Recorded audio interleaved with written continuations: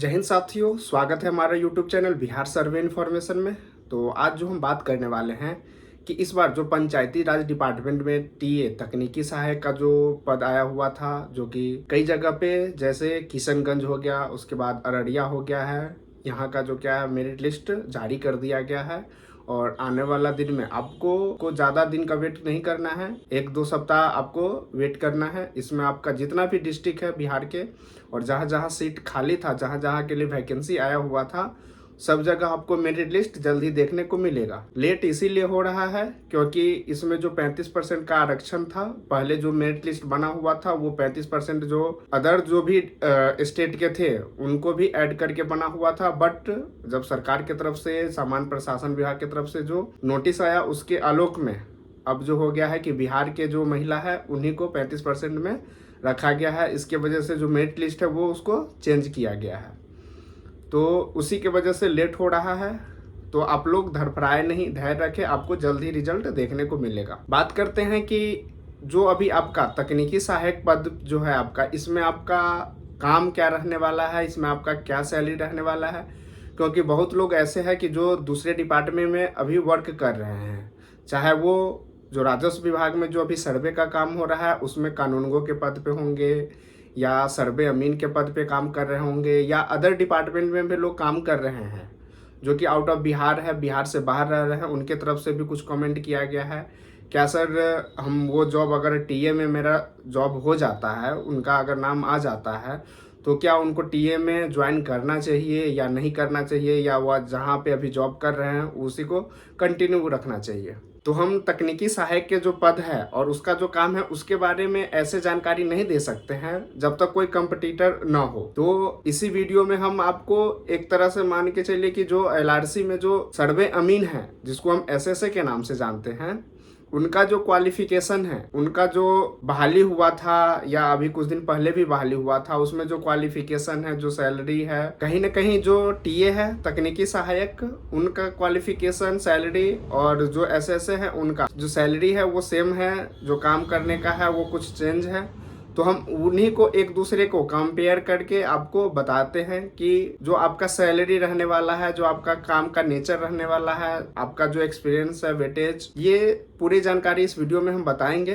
तो चलिए सबसे पहले हम बात करते हैं कि अगर आप टीए में जॉब ज्वाइन करते हैं और या इससे पहले अगर आप एसएस में ज्वाइन किए हुए हैं, तो इस दोनों में जो है आपका मुख्य अंतर कौन सा है और आपको कौन कौन सा काम है। सबसे पहले है कि जॉब लोकेशन। आप अगर एसएसए में जॉब कर रहे हैं तो आपका जो जॉब लोकेशन है वो आपका अपना डिस्ट्रिक्ट तो हरगिज नहीं मिला होगा किसी को। आपका परमंडल छोड़ के कहीं दूसरे डिस्ट्रिक्ट में आप जॉब कर रहे हैं और आपका जो पोस्टिंग होता है वो आपको एलआरसी में देखने को मिलता है। उसी प्रकार से जो पीआरडी में है, पीआरडी में है कि आपको होम डिस्ट्रिक्ट भी आपको अलॉट होता है। अगर आपने होम डिस्ट्रिक्ट में अप्लाई किया है और आपका सिलेक्शन वहीं होता है तो आपका होम डिस्ट्रिक्ट भी मिल जाता है और लोग काम कर रहे हैं। तो लोकेशन में कहीं ना कहीं आपका पीआरडी बेटर है कि जो कि आपको होम जो आप अप्लाई करते हैं, जो मन मुताबिक आप अप्लाई किए हुए हैं, वहीं पे अगर आपका जॉब हो जाता है तो आप वहीं पे जॉब करते हैं और आराम से घर से भी अप डाउन कर सकते हैं। तो ये आपका पीआरडी में अच्छा चीज़ है। फिर बात करते हैं जो टाइमिंग, जो आपका जॉब का जो टाइमिंग होता है वो कौन सा, मतलब आपका पीआरडी में कितना बजे से कितना बजे तक आपको काम करना होता है और एलआरसी में कितना से कितना टाइमिंग है। एलआरसी में भी आपको 10 बजे से लेकर 5 बजे तक ऑफिशियली टाइमिंग है, जो कि आपको ऑफिस में हो, फील्ड वर्क में हो, आपको करना पड़ता है। उसी प्रकार से आपको पीआरडी में भी वही जॉब का जो टाइम है वो आपको 10 से 5 देखना काम करना पड़ता है, और उसमें भी फील्ड वर्क भी है और जो आपका ऑफिस वर्क है। फिर उसके बाद है कि आपका जो काम का प्रेशर होता है, जो आपका काम का नेचर है, कि आपको पीआरडी में होगा कि आपका जो काम होता है वो आपको 75% ऑफिस वर्क होता है। जो भी आप लैपटॉप पे काम करते हैं, एमबी जो बनता है, मेजरमेंट बुक जो बनता है, या कोई रिपोर्ट देते हैं, तो ये आपको 75% जो काम है वो आपको ऑफिस में बैठ के काम करना होता है।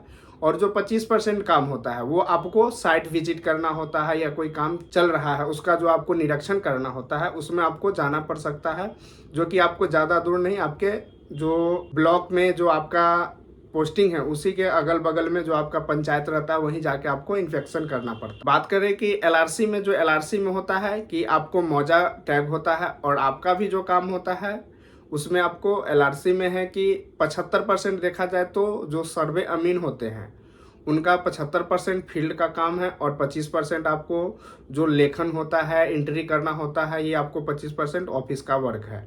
तो कहीं ना कहीं एलआरसी में आपको फील्ड वर्क ज़्यादा देखने को मिलता है, जो कि किश्तवाड़ का काम सुने होंगे, खाना पूरी होता है, उसके बाद बाउंड्री वेरिफिकेशन होता है, बहुत सारे ऐसे काम है कि जो कि अमीन को आपको फील्ड पे रह के काम करना होता है। तो फील्ड के मामला में आपको पीआरडी बेटर है, क्योंकि आपको ऑफिस का काम यहाँ पे ज़्यादा है और आपको फील्ड का काम कम ही देखना पड़ता है। फिर बात करते हैं कि आपका जो नाम होगा तो किस नाम से आप जाने जाते हैं। तो अगर आप एलआरसी में जॉब कर रहे हैं तो आपको एसएसए के नाम से पुकारा जाता है, जिसको फुल फॉर्म जो होता है स्पेशल सर्वे अमीन, और आपको वहाँ पे अमीन के पद के रूप में जाना जाता है।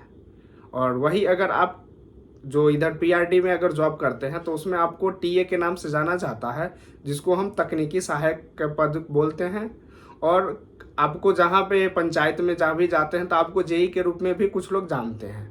वहाँ पे आपको टीए अगर कोई नहीं जानते हैं तो आपको जूनियर इंजीनियर के पद के समकक्ष जो है माना गया है, और आपको टीए के जगह पे आपको जेई के समतुल्य मान के आपको जेई ही माना जाता है वहाँ। उसके बाद बात करते हैं कि एक्सपीरियंस, जो आपका एक्सपीरियंस है वो आप 1 साल अगर काम करते हैं, 2 साल काम करते हैं तो क्या अदर डिपार्टमेंट में जाते हैं तो वहाँ आपका एक्सपीरियंस एसएसए का वैलिड है या आपका जो टीए का है उसका वैलिड है। तो जब इसका नोटिफिकेशन आया हुआ था और जब मान के चलिए इसका बहाली हुआ था एसएसए का, तो उस समय से लेके आज तक अभी तक ऐसा कोई नौकरी नहीं है, इससे पहले जो पीआरडी में हो या कहीं भी हो, तो आपको एसएसए अमीन जो है उनको कोई भी वेटेज नहीं दिया जाता है, उनको जेई के समतुल्य नहीं माना गया है अभी तक डिपार्टमेंट की तरफ। बात करें पीआरडी के टीए का, तो उनको जो है अब वो जेई के सामान्य माना गया है और उनको 5 जो अंक होता है वो उनको देने के लिए कोर्ट की तरफ से आदेश है, उनको बाय लेटर आया हुआ है। तो कहीं ना कहीं एक्सपीरियंस में पीआरडी में आपको 5 अंक जो है वो आपको मिलेगा अदर कहीं भी अगर जॉब निकलता है जूनियर इंजीनियर का। फिर बात करते हैं कि जो आपका जॉब पीरियड है वो कब तक का कब रहने वाला है। तो जो एसएसए हैं जो एलआरसी में काम कर रहे हैं, क्योंकि ये विशेष सर्वेक्षण जो काम चल रहा है ये एक प्रोजेक्ट के तहत है, ये डिपार्टमेंट की तरफ से है या सरकार की तरफ से बार बार सभी कर्मी को अवगत भी कराया जाता है कि आप जो काम कर रहे हैं ये एक प्रोजेक्ट है, इसको ख़त्म करना है। और इसका जो टाइमलाइन है वो अभी तक जो सरकार की तरफ से है 31 दिसंबर 2026।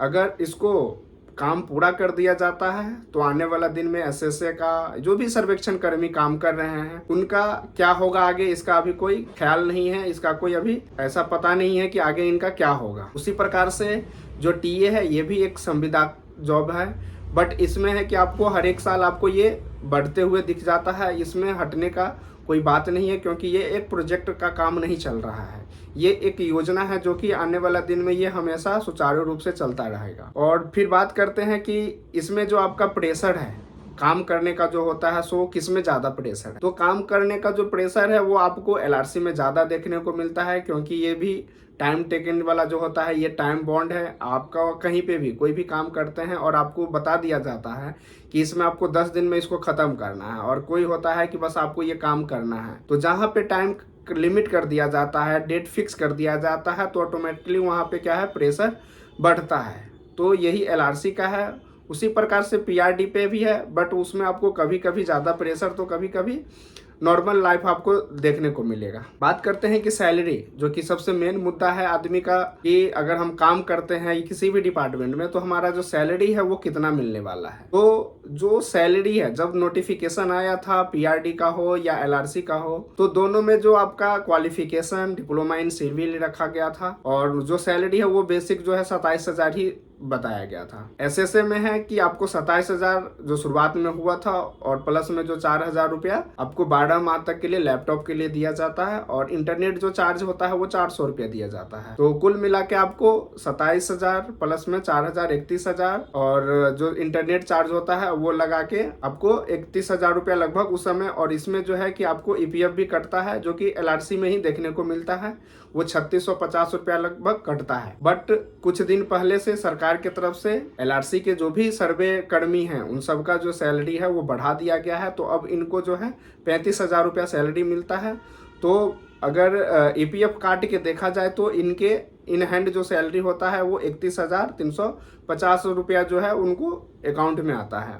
और जो इंटरनेट चार्ज होता है वो एक्स्ट्रा मिलता है, जो कि डिपार्टमेंट की तरफ से 400 रुपया दिया जाता है।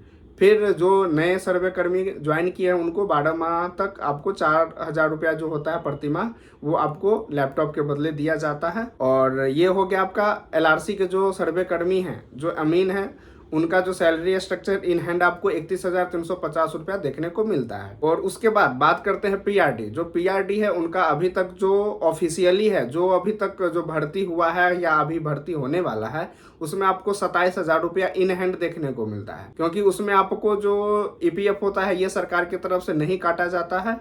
आपको पूरे के पूरे 27,000 रुपया ही आपको पे किया जाता है। तो ये है कि कुछ दिनों में, आने वाला दिन में अभी तक ऐसा कुछ नहीं है, बट कुछ दिनों में आपको जो PRD का है उसका जो सैलरी है वो भी बढ़ता हुआ दिख जाएगा आने वाला दिन में, क्योंकि सरकार की तरफ से, कोर्ट की तरफ से ये उनको JEE के समतुल्य मान लिया गया है।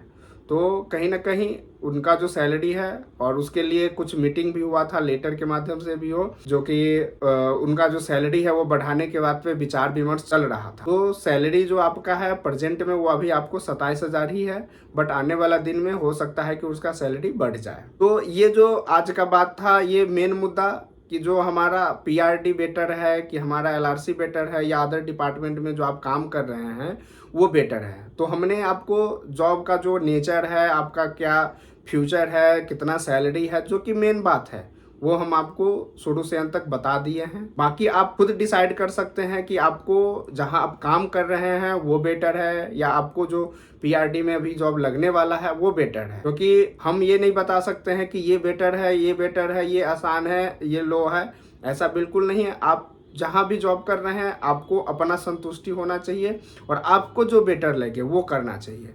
किसी दूसरे के बहकावे में नहीं आना है कि हमको ये छोड़ के वहाँ पे ज्वाइन कर लेना चाहिए, हमको छोड़ के दूसरी जगह ज्वाइन कर लेना चाहिए। ये समझ आपको खुद देखना होगा कि आपके लिए कौन सा बेटर है। आशा करते हैं कि आज का जो वीडियो है वो आपको अच्छा लगे, और भी ऐसे ही सर्वे से रिलेटेड, जॉब से रिलेटेड जानकारी के लिए हमारे चैनल को लाइक करें, सब्सक्राइब करें और दोस्तों के बीच शेयर करें। वीडियो देखने के लिए धन्यवाद।